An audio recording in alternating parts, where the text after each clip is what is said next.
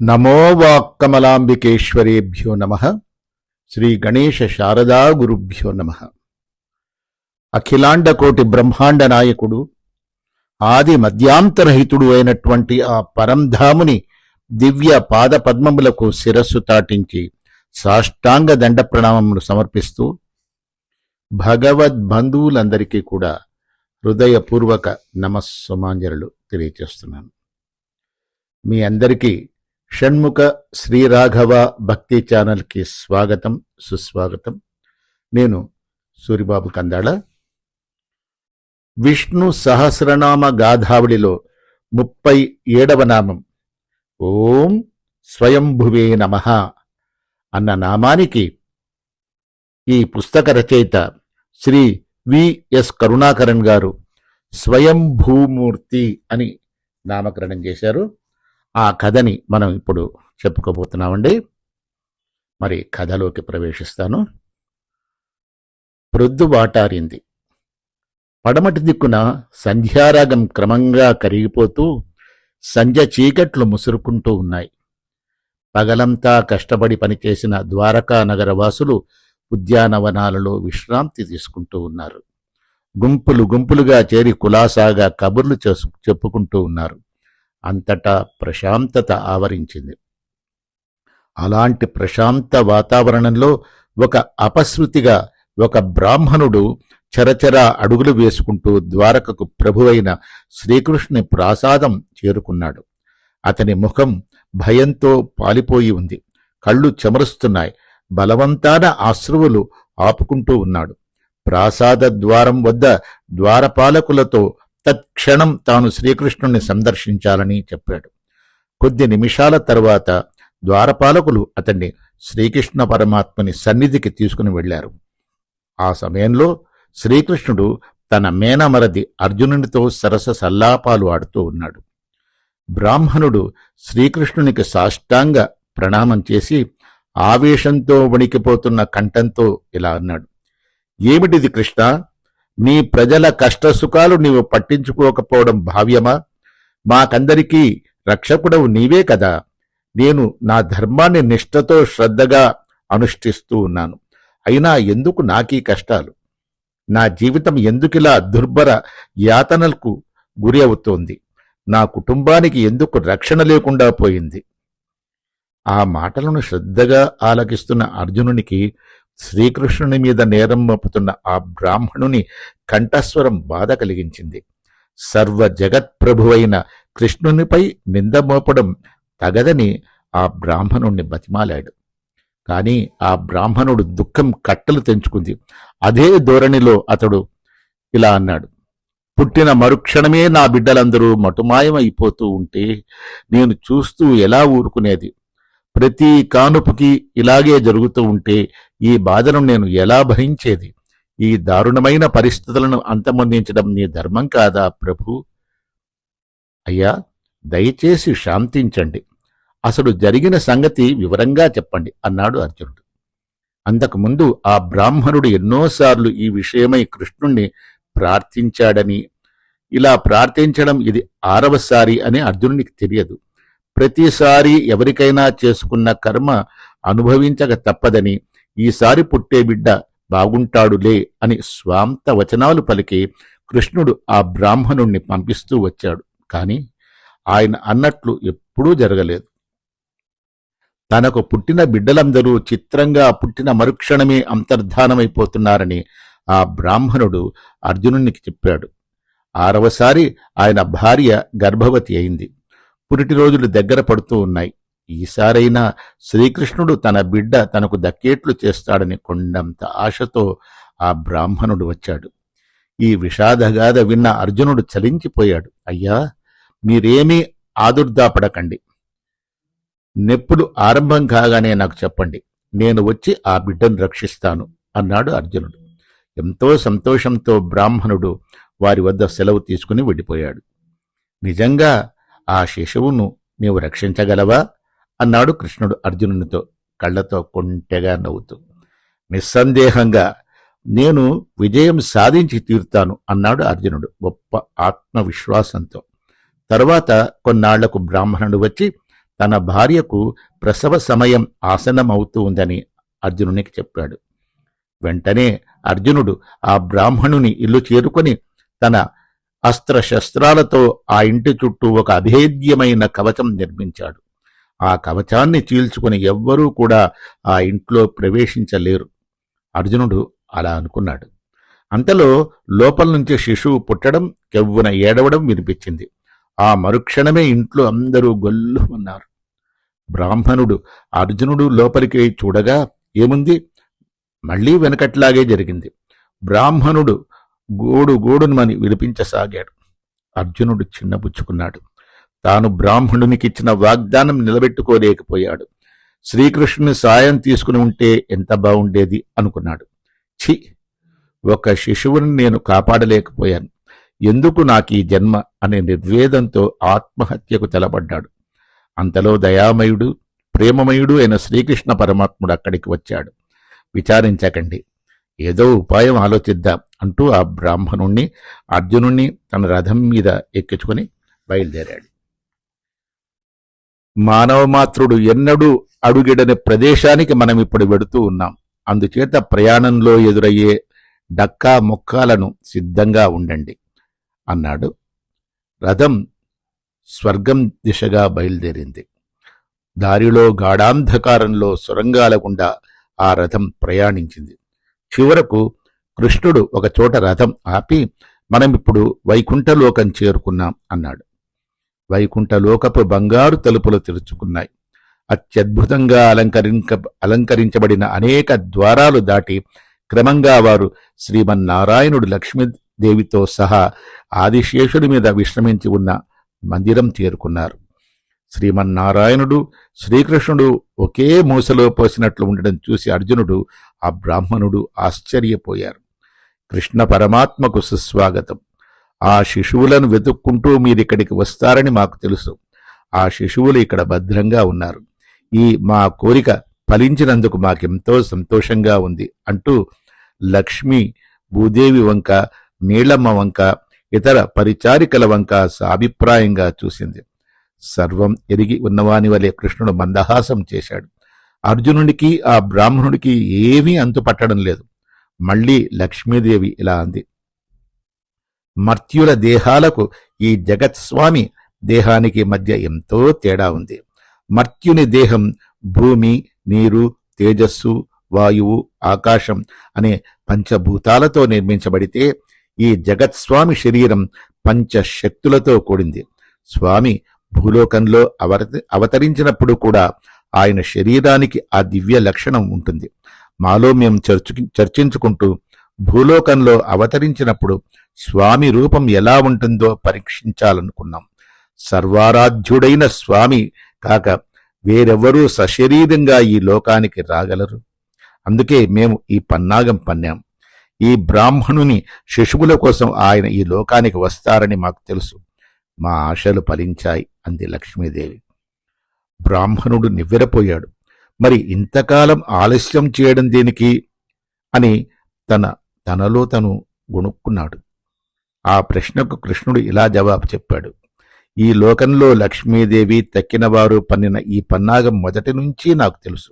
కానీ నీ కర్మ పరిపక్వం కావాలి, అందుకోసమే ఇంతవరకు నేను ఆగాను. కానీ నాకు ప్రియతముడైన అర్జునుడు పరాజయం పొందడం చూసి నేను సహించలేకపోయాను. అందుకే ఇప్పుడు నేను కల్పించుకోవాల్సి వచ్చింది. కృష్ణుడు ఇంకా ఇలా అన్నాడు, నీ పూర్వపుణ్య విశేషం వల్ల మానుష దేహంతో నీవీ లోకం సందర్శించగలిగావు. ఈ అదృష్టం ముందు నీవు 6 ఏళ్లుగా అనుభవిస్తున్న కష్టాలు ఒక లెక్కలోనివి కావు. నిజం స్వామి అంటూ బ్రాహ్మణుడు వంగి కృష్ణునికి నమస్కారం చేశాడు. ఈలోగా భూదేవి ముద్దులో ముటగడుతూ ఉన్న అతని 6 బిడ్డలను తీసుకుని వచ్చింది. వీరు నీ పిల్లలేనా? సరిగ్గా చూసుకో అన్నాడు నవ్వుతో కృష్ణుడు. ఆనందంతో ఉక్కిరిబిక్కిరవుతూ బ్రాహ్మణుడు ఇలా అన్నాడు, అవును స్వామి, నాకు బాగా జ్ఞాపకం. నా శిశువులందరూ బంగారు జంధ్యాలతో పుట్టారు. వీరందరి మెడల్లోనూ అవిగో బంగారు జంధ్యాలు. ఇక ఎప్పుడూ ఇలాంటి చిలిపి పనులు చేయకండి అని కృష్ణుడు దేవకాంతలను మందలించాడు. వారందరూ సరదాగా నవ్వుకున్నారు. బ్రాహ్మణునితోనూ అతని శిశువులతోనూ కృష్ణార్జునులు ద్వారకకు తిరిగి వచ్చారు. ఈ ఉదంతం విన్న ద్వారకానగర పౌరులు తమ ప్రభువు జనన మరణాలకు గురి అయ్యే సామాన్య మానవుడు కాడని, బ్రహ్మ వంటి దేవతామాప్త్రుడు కూడా కాడని, కేవలం శ్రీమన్నారాయణుని దివ్య దేహంతో అవతరించిన పరమాత్మ అని గుర్తించి ఎంతో సంతోషపడ్డారు. కృష్ణుని శరీరం సామాన్య మానవుల శరీరాలలాగా పాంచభౌతికం కాకుండా పంచశక్త్యాత్మకం కావడం వల్ల తన ఇష్టానుసారం ఎప్పుడు కావాలంటే అప్పుడు భూమి మీద అవతరించగలిగి ఉండడం వల్ల ఆయనకు స్వయంభూహు అనే పేరు ఏర్పడింది. భగవద్గీతలో కూడా స్వామి తన అవతారాల రహస్యాన్ని అర్జునునికి వివరించాడు. స్వయంభూ నామానికి వ్యుత్పత్తి చెబుతూ నిరుక్తి ఇలా అంటుంది: భవతి స్వేచ్ఛాయోసౌ స్వయంభూ పరికీర్తితః. స్వయంభూ నామాన్ని జపించే భక్తుల శరీరాలలో వర్చస్సు కనిపిస్తుంది. వారి శరీరాలు శుద్ధ సత్వ నిర్మితాలుగా గోచరిస్తాయి. వారు ఈ లోకంలో సిరి సంపదలను, పరలోకంలో వైకుంఠ లోకాన్ని పొందుతారు. కొత్తమంగళం శ్రీ సోమయాజి నారాయణాచార్య స్వామివారు 87 దాటిన వయస్సులో కూడా నావల్పాక్కం స్వామి బ్రహ్మోత్సవాలలో రోజూ 2 సార్లు స్వామి తిరువీధులు వేంచేసినప్పుడు వేద పారాయణం చేస్తూ ఆయన వెంట వెళ్లేవారు. ఒక్కొక్కప్పుడు ఉత్సవం ముగిసేసరికి రాత్రి 2 జాములు దాటేది. అప్పుడు నారాయణాచార్య స్వామి ఇల్లు చేరి మళ్లీ తెల్లవారుజామున 3 గంటలకి లేచి అనుష్ఠానం ముగించుకొని ఉదయం 7 గంటలకల్లా స్వామి కొలువుకు హాజరయ్యేవారు. ఆయన కంటే వయస్సులో ఎంతో చిన్నవారమైన మానుకు అలసట ఎరుగని ఆయన భక్తి ఆశ్చర్యం కలిగిస్తుంది. ఆ ఉత్సవానికి వేంచేసిన శ్రీ విల్లివలం కృష్ణమాచార్య స్వామి ప్రస్తుత అహోబల మఠం 45వ జీయస్వామి వారు.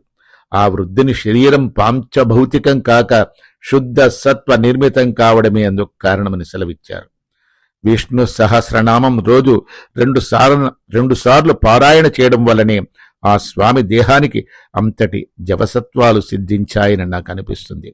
స్వయంభూ నామాన్ని దాని వ్యుత్పత్త్యర్థంతో సహా మననం చేస్తూ జపించడం వల్లనే శ్రీమన్నారాయణుని దేహంలాగా, నిత్య సూర్యుల దేహాలలాగా ఆయన దేహం శుద్ధ సత్వ నిర్మితం అయిందనడంలో సందేహం లేదు. ఆ స్వామిలాగా మనం కూడా కృష్ణ భక్తితో స్వయంభూ నామాన్ని జపిస్తే అంత వయస్సు వచ్చేదాకా జీవిస్తూ భగవత్ కైంకర్యం చేస్తూ ధన్యులం కాగలుగుతాం. అందుచేత రండి, ఓం స్వయంభువే నమః అని చెప్పిద్దాం. దానితో నవ యవ్వన కాంతులను అనుభవిద్దాం. రండి. జై శ్రీమన్నారాయణ. మరి ఈ సందర్భంగా ఒక చిన్న నీతి కథ కూడా మనం చెప్పుకుందామండి. శ్రీ విద్యాప్రకాశానంద స్వామి వారు రచించిన పరమార్థ కథల్లో మనం ఒక కథని ఇప్పుడు చెప్పుకోబోతున్నాం.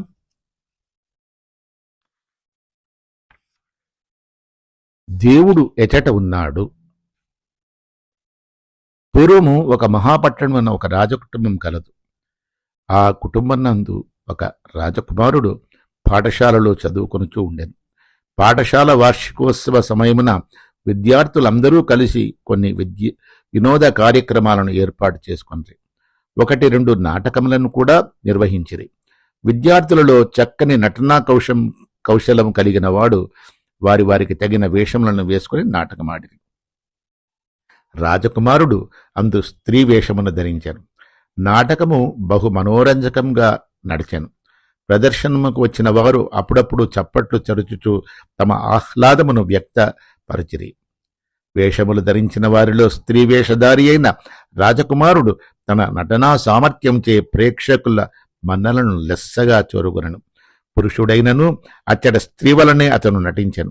నటనలో సహజత్వం ఉట్టిపడుచుండుట చేతను, బహుశ్రావ్యముగా పాటలు పాడుట చేతను నాటకము వచ్చిన వారందరూ రాజకుమారుని వేనోళ్ల ప్రశంసించిరి.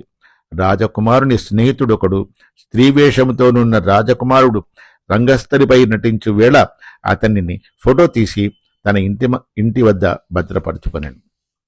బహుకాలము గడిచిపోయాను. కాలచక్రము రివ్వున తిరగసాగాను. బాలుడుగా నుండి పాఠశాలలో విద్యాభ్యాసము చేయుచున్న ఆ రాకుమారుడు క్రమక్రమముగా యువకుడయ్యను. దీర్ఘకాలం గడిచిపోవున్నట్టి అతడు తన చిన్నతనమున గావించిన పనులను మరిచిపోయాను. తోటి పిల్లలతో కలిసి నాటకమాడిన వృత్తాంతము అతని స్మృతి పథము నుండి పూర్తిగా జారిపోయాను. ఆ సంగతిని పూర్తిగా మర్చిపోయాను. ఇట్లుండా అతని తండ్రైన మహారాజు తన తనయునకు యవ్వనము సంప్రాప్తించినట్లెరిగి వివాహము చేయుటకు నిశ్చయించాను.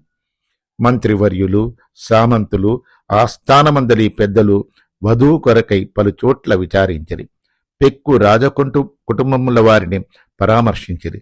తుదకు తమకు నచ్చిన 4 రాజకుమార్తెల విషయము రాజునకెరింగించిరి. ఆ 4 రూపలావణ్యములందే కాక సిరి సంపదలందే కాక విద్యాశీలములందు కూడా ఎంతయో ఆధిక్యతను బడిసిన వారై ఉండిరి.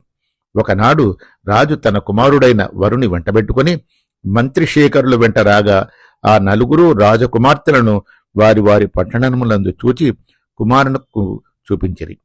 రూప సౌందర్యాదులను వారందరూ ఒకరిని మించిన వారు మరి ఒకరై ఉండిరి. వారిని చూడగానే రాజునకు అంతరంగమున పరమతృప్తి జనించినది. వారిలో ఒకరిని ఏరుకొని తన కుమారునకు వివాహం చేసుకొనుటకు రాజు దృఢనిశ్చయం గావించుకొను. కానీ రాజకుమారునకు వారెవ్వరూ కూడా నచ్చలేదు. వారందరినీ చూచి పెదవిని విరుచుకొనెను. లోకో భిన్న రుచిహి అన్నట్లు ఎవరి దృష్టి వారిది. ఆ రాజకుమార్తెలు 4 రూపయవ్వన సంపదాదులు ఎన్ని కలిగి ఉన్నప్పటికీ వరుడైన రాజకుమారునకు వారు ఏమాత్రమూ నచ్చలేదు. ఆ విషయం తెలుసుకుని రాజు విహ్వల చేతనుడాయను. ఒకనాడు తన కుమారుని పిలిచిన ఆయన, ఆ 4 ఎవరును నీకిష్టపడనిచో నీకు నచ్చిన పెండ్లి కుమార్తెను నీవే అన్యత్ర విచారించుకొనుము. నీ దృష్టికి ఎవరు ఉత్తమురాలుగా తోచునో ఆమెనే వివాహం చేసుకొనుము అని చెప్పగా రాజకుమారుడు అట్లే కావింతునని సమాధానమొసంగెను. ఇట్లుండ ఒకనాడు రాజకుమారుడు తన మిత్రుని గృహమునకు వెళ్ళుట తటస్థించెను. అతని ఇంటిలోనికి ప్రవేశించగానే చిన్ననాడు తాను పాఠశాల వార్షికోత్సవ సమయమున నాటకములో వేసిన స్త్రీ వేషం యొక్క ఫోటో కనిపించెను. బహుకాలము గడిచిన కారణముచే అది తన స్వరూపమే అని అతను మరిచిపోయాను. ఆ స్త్రీ యొక్క సుందర సుకుమార రూపమును గాంచి రాజకుమారుడు మోహపరవశుండై ఆ ఫోటోను తీసుకుని వెళ్ళి తన తండ్రికి చూపించి ఫోటో ఎందరి పిల్లను తాను వివాహం చేసుకునేదను అని చెప్పగా ఆమె ఎవరో ఎచటనున్నదో విచారించి రాజభవనమునకు రప్పించవలసినదిగా రాజు ఆజ్ఞాపించాను. కుమారుని అభీష్ట ప్రకారం రాజు అమాత్యశేఖరులను సైనికాధికారులను ఆస్థాన పురోహితులను కబురు చేసి ఆ ఫోటో వారికి అప్పగించి దేశమంతయు గాలించి ఆ యువతిని ఎట్లయిననూ తన భవనమునకు కొని రావలసినదిగా ఆజ్ఞాపించాను. వారట్లే పయనమైపోయి ఊరూరు పల్లెపల్లె పురపురములు గాలించి గాలించి గాలించి అట్టి రూపవతి ఎచ్చటను సందర్భపడక పోవుటచే నిరాశా నిస్పృహలచే పరివేష్టితులై తుదకు రాజభవనమునకు తిరిగి వచ్చి రాజునకు ఆ వృత్తాంతమంతయును తెలియజేసింది. రాజకుమారుడు రాజవంశీయులు అందరూ ఆ వార్త వినుటతోనే విషణ్ణ వదనులైరి. అత్తరి రాజకుమారుని బాల్య వృత్తాంతమంతయు ఎరిగి ఉన్న ఒక ఆస్థాన విద్వాంసుడు ఫోటో ఎందలి స్త్రీ రాజకుమారుడి అని తెలుపగా అందరూ ఆశ్చర్యచకితులైరి. ఏ స్త్రీ కొరకై రాజకుమారుడు నలుదిక్కులు వెదగింపజూసినో ఆశ్చర్యచకితులైపోయిరి. ఏ స్త్రీ కొరకై రాజకుమారుడు నలుదిక్కులు వెదకింపజేసెనో దేశములు గాలింపజేసెనో ఆ స్త్రీ ఎక్కడెక్కడో లేదు, తానే అయి ఉన్నాడు. అది తన రూపమే అయ్యున్నది. తాను చిన్నప్పుడు చేసిన వేషమే అది. ఆ విషయం తెలియక ఇంత శ్రమ పడవలసి వచ్చినది, ఎక్కడెక్కడో గాలింపవలసి వచ్చినది. అట్లే దేవుని కొరకై జనులు ఎచటెచటో వెతుకుతూ ఉన్నారు, కాని ప్రతివాని హృదయమందే అతడు విరాజిల్లుచున్నాడు అన్న విషయం మర్చిపోతున్నారు. వెతుకువారికి తప్పక గోచరించును.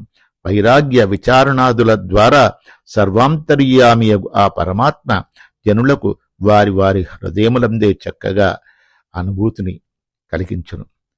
ఈ కథకి నీతి, భగవానుడు సమస్త ప్రాణికోట్ల యొక్క హృదయములందు అతి సమీపమున విరాజిల్లుతున్నాడు. కావున ధ్యాన విచారణాదుల ద్వారా వారిని సాక్షాత్కరించుకోవచ్చునని విద్యాప్రకాశానంద స్వామివారు ఒక చిన్న నీతి కథలో మనకి తెలియచేశారండి. మరి ఉంటాను. జై శ్రీమన్నారాయణ, జై శ్రీమన్నారాయణ, జై శ్రీమన్నారాయణ, జై జై జై. జై శ్రీమన్నారాయణ, జై శ్రీమన్నారాయణ, జై శ్రీమన్నారాయణ, జై జై జై. జై శ్రీమన్నారాయణ, జై శ్రీమన్నారాయణ, జై శ్రీమన్నారాయణ, జై జై జై. జై శ్రీమన్నారాయణ.